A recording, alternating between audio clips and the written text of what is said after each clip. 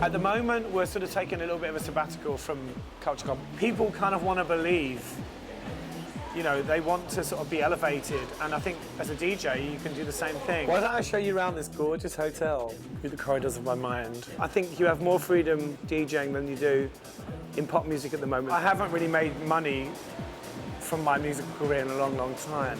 I mean, that's not why I do it, but I mean, you know, if I had to sustain my lifestyle through music, I would probably be living in a tent right now. First time I ever DJed was in 1979. My friend used to run a new romantic club. Have you met my drag queen friend, Sue Real? He knew that we would enjoy being in the DJ box, getting attention all night. About 7 years ago, I was at a party called Pushka, this big rave in England, and I was in this kind of chill-out room, and they were playing this cassette tape.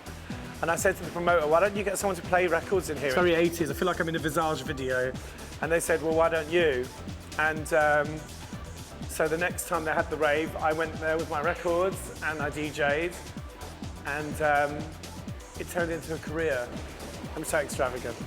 And so I seized the opportunity and started DJing. But I never really planned it to be a career at all. Technology has made it much easier for people to make pop records or dance records. The downside of that is that everybody makes the same record because everybody uses the same samples. This is actually my outfit for this evening. I think it's rather fetching. Even when you're making a record on a computer, you can still put a little bit of yourself into it. So I do a bit of a kind of Bette Davis on the stairwell. Okay. So and it could be just one little noise, or the way the hi-hat's programmed, or the way something drops that makes people go mad in a club. You can't predict it. A lot of the people that were making music around the same time as Culture Club, you know, they're kind of just still doing the same thing. They're all bitter. I'm really joking. Don't beat me up. And that's fine. I'm not making a judgment about that.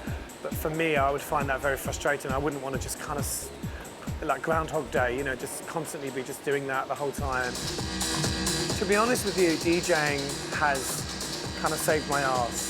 Should we go back up now? I quite like the escalator theory. Go on, you get on there and I'll follow you. The only difference, I think, between DJing and singing is that as a singer, you can make people go home with a tear in their eye. Even if you kind of like follow the formula, you just might get the bass sound wrong. You know, you might just not have a hard enough kick drum. I guess if some people take that where you play, they go home crying, I don't know. You can't fight change, it's a bit like burning books. You just have to kind of move with things and adapt.